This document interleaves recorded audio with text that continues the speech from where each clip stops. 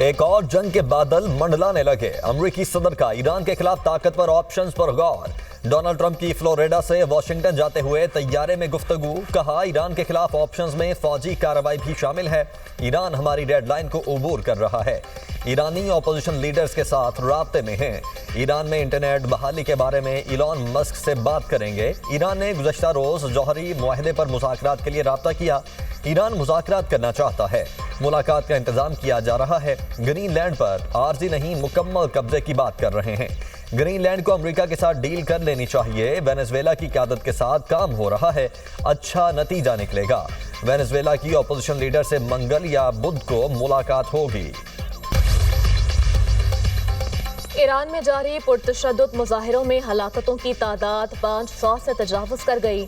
امریکی انسانی حقوق کی تنظیم کا دعویٰ، کہا 2 ہفتوں میں 490 مظاہرین اور 48 سیکورٹی اہلکار لقمہ اجل بنے۔ 10,000 سے زائد مظاہرین کو گرفتار کیا گیا۔ ایرانی حکام کا امریکہ اور اسرائیل پر بدامنی پھیلانے کا الزام، کہا اسرائیل اور امریکہ ایران میں انتشار پھیلا رہے ہیں۔ ایرانی اسپیکر نے کہا کہ امریکی صدر کو فریب میں مبتلا شخص ہے۔ مزید کہا کہ جنگ میں ناکامی کے بعد دشمن دہشت گردی پر اتر آیا ہے۔ ایران پر حملہ ہوا تو اسرائیل اور خطے میں موجود تمام امریکی فوجی اڈے ہمارے جائز اہداف ہوں گے۔ ایران میں مظاہروں کے دوران جام بحق سیکورٹی اہلکاروں اور شہریوں کی نماز جنازہ ادا۔ ایرانی حکومت نے امریکہ اور صہیونی نظام کے خلاف مزاحمت میں مارے جانے والوں کو شہید قرار دے دیا۔ پرتشدد مظاہروں میں جام بحق ہونے والوں کے غم میں 3 روزہ قومی سوگ منایا جا رہا ہے۔ مختلف صوبوں میں بڑی تعداد میں لوگ جنازوں میں شریک ہوئے۔ احتجاج اور ہنگامہ آرائی میں فرق ہوتا ہے۔ باہر سے دہشت گردوں کو ملک میں داخل کیا گیا جنہوں نے مساجد کو آگ لگائی۔ ایرانی صدر مسعود پزشکیان کا ایرانی میڈیا کو انٹرویو، کہا امریکہ اور اسرائیل شرپسندوں کو ہدایات دے رہے ہیں، لوگ اپنے بچوں کو فسادیوں اور دہشت گردوں کے ساتھ شامل نہ ہونے دیں۔ عوام شرپسند عناصر کو معاشرے کا امن اور امان خراب کرنے کی اجازت نہ دیں۔ معاشی مسائل کو ہر ممکن طریقے سے حل کرنے کے لیے پرعزم ہیں۔ امریکہ میں ایک بے گناہ امریکی خاتون قتل کی گئی۔ ایرانی وزیر خارجہ عباس عراقچی کہتے ہیں کہ 3 بچوں کی ماں کو امریکی امیگریشن ایجنٹ نے گولی ماری۔ ٹرمپ نے واقعے کو اپنے دفاع کا معاملہ قرار دیا۔ امریکی ہوم لینڈ سیکیورٹی نے امریکی عوام کو تنبیہ جاری کی۔ ایران میں پولیس اہلکاروں کو حقیقی دہشت گرد قتل کر رہے ہیں۔ ان دہشت گردوں کے نگرانوں کو پومپیو نے موساد کا ایجنٹ قرار دیا۔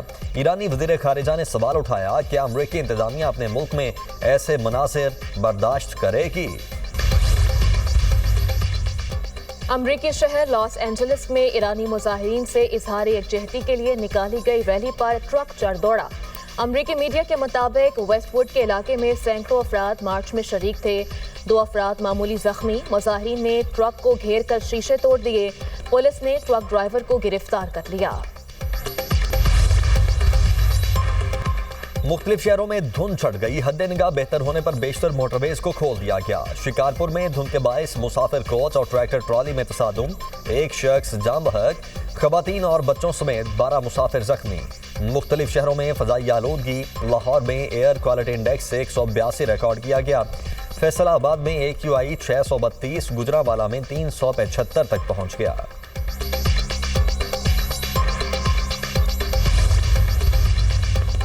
لاہور ہائی کورٹ کا ناصر باغ کو بحال کرنے کا حکم۔ اسموک تدارک کیس میں ممبر جوڈیشل واٹر کمیشن نے کینال روڈ سے درخت کاٹنے سے متعلق رپورٹ پیش کر دی۔ رپورٹ کے مطابق کینال روڈ سے درختوں کی شاخیں کاٹی گئیں۔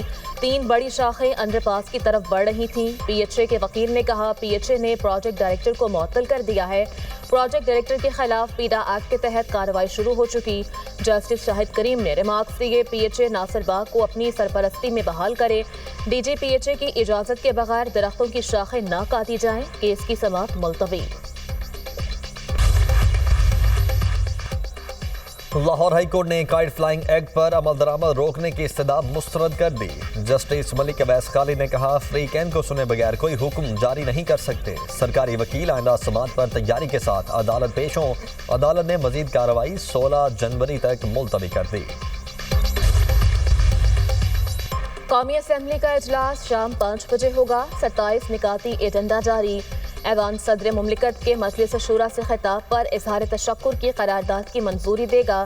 نرسنگ اور مڈ وائفری کونسل آرڈیننس، ریلویز کی منتقلی آرڈیننس پیش کیا جائے گا۔ 13 مختلف نوعیت کے قانونی بلز، 9 قائمہ کمیٹیوں کی رپورٹس بھی پیش کی جائیں گی۔ ملکی سیاسی اور امن و امان کی صورتحال بھی زیر بحث آئے گی۔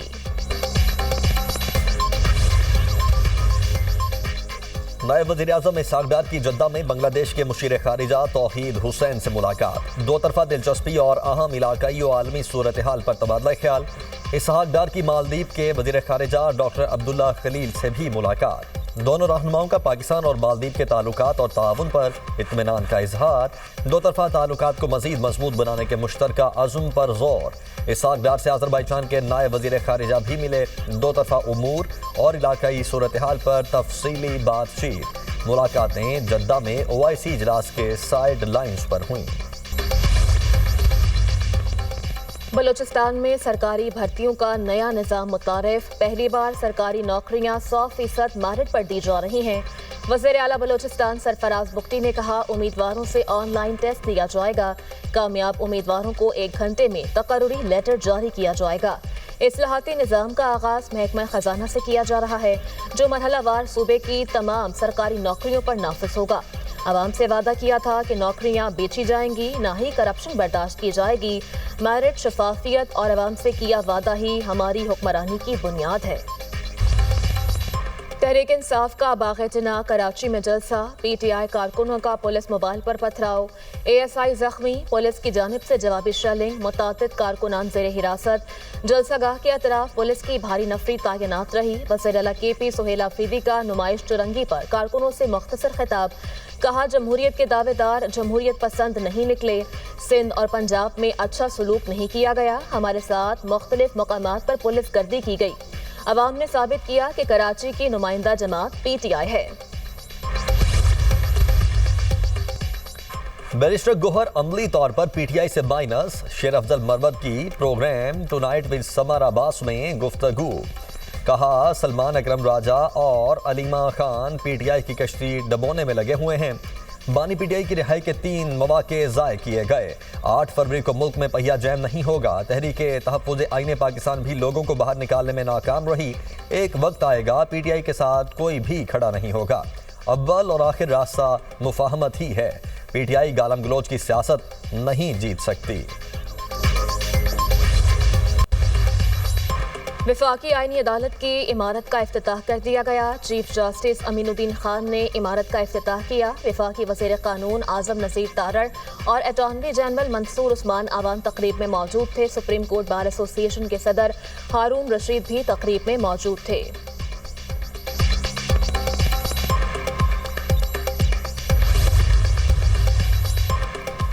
چیف جسٹس یاحییٰ آفریدی کی زیر صدارت جوڈیشل کمیشن کا اجلاس آج ہوگا۔ وفاقی آئینی عدالت میں ججز تعیناتی کے لیے رولز بنانے پر غور کیا جائے گا۔ اسلام آباد ہائی کورٹ کے 3 ایڈیشنل ججز کی مستقلی پر غور ہوگا۔ جسٹس اعظم خان، جسٹس محمد آصف اور جسٹس انعام امین منہاج شامل۔ بلوچستان ہائی کورٹ کے 2 ایڈیشنل ججز کی مستقلی پر بھی غور کیا جائے گا۔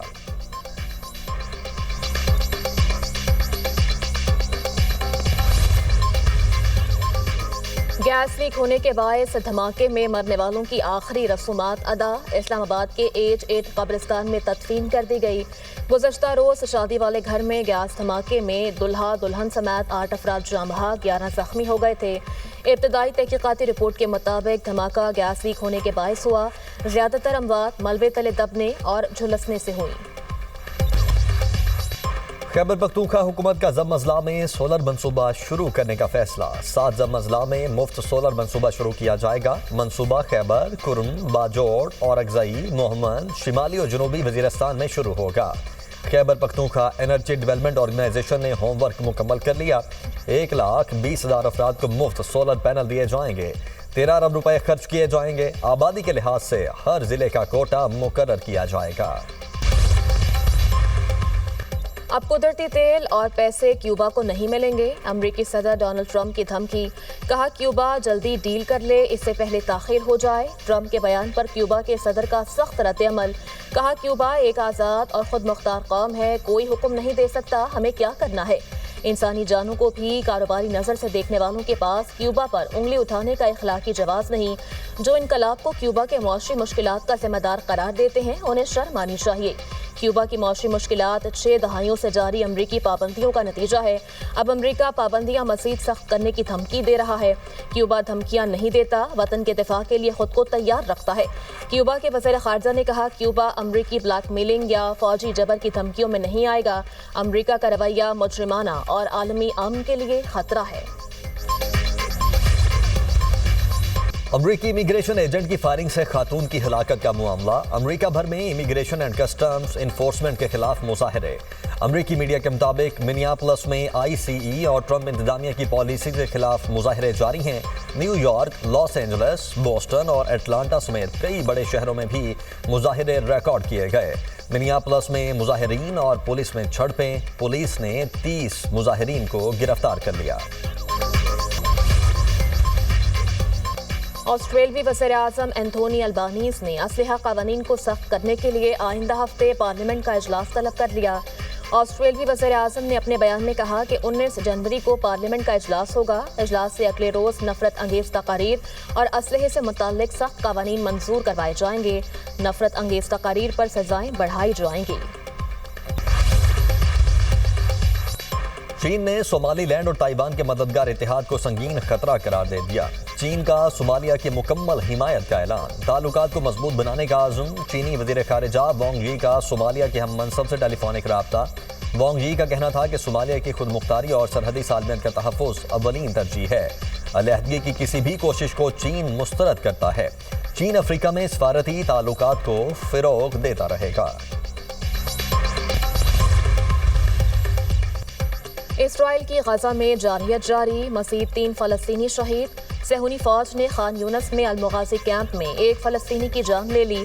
इसराइली फ़ौज ने नाबलस में घर का मुहासरा करके 2 फ़लस्तीनियों को गिरफ्तार किया। मशरक़ी अल-कुद्स में शादी वाले मकाम पर छापा और फायरिंग। मुतअद्दिद अफराद को गिरफ्तार कर लिया।